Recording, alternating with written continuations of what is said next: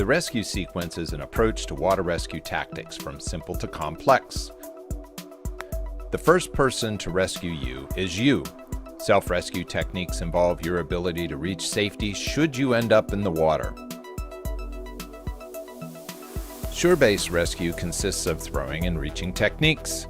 The limits of these tactics are based upon distance and the victim's ability to be able to reach and grasp the device deployed.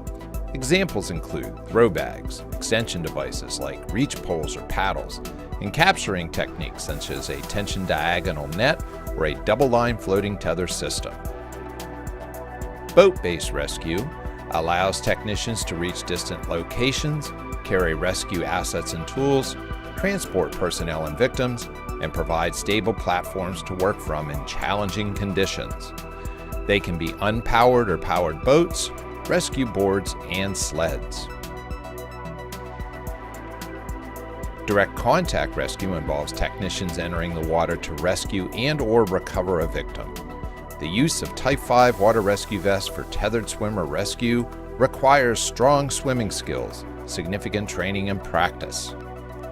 Direct contact can also include the use of public safety divers to reach submerged victims.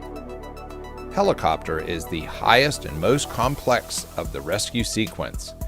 Aerial platforms can transport personnel and assets when time, distance, and access is limited.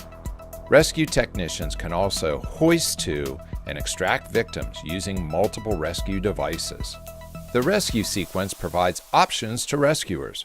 Remember, keep it simple, train with all tactics, and have backup in place prior to engaging.